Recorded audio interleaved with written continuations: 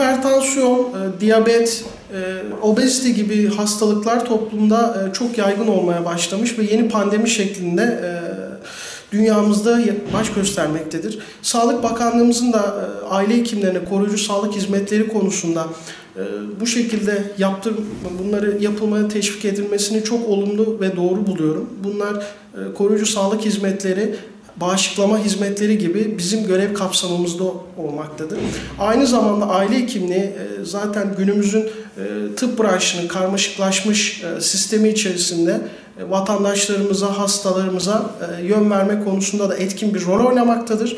Branşlar arasındaki iletişimi, disiplini sağlayabilmek için.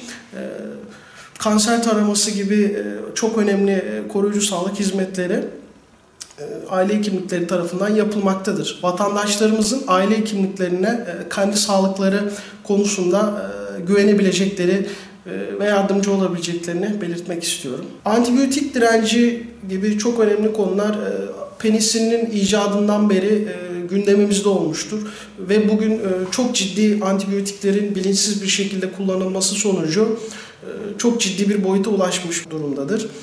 Bu konuda çok fazla, çok çeşitli MRSA gibi, metisinle dirençli Staph aureus gibi çok ciddi enfeksiyonlar görülmektedir. Gelecek nesillerimizin tedaviye doğru bir şekilde erişebilmesi için Sağlık Bakanlığımızın da dediği gibi sağlığımızda ısrarcı olmalıyız, antibiyotikte değil. Yeni yönetmeliğin aile hekimliğinin koruyucu sağlık hizmetlerini ön plana çıkarması ve bunu teşvik etmesini gerçekten olumlu buluyorum. Sağlık Bakanlığı'nın uygulaması olan hastalık yönetim platformu ile hastalarıma 2 yıldır hipertansiyon, diyabet, kalp damar hastalığı açısından izlem ve taramalar yapıyorum.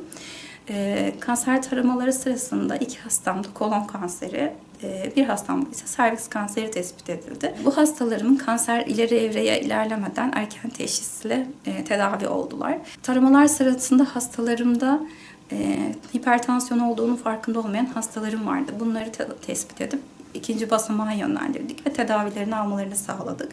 Kronik hastalığı olan hastalarımızda ise kan tahlillerinin kontrolleri, ilaç takiplerinin yapılması, sağlıklı yaşam önerileriyle hastalığı yönetmesinde destek olduk.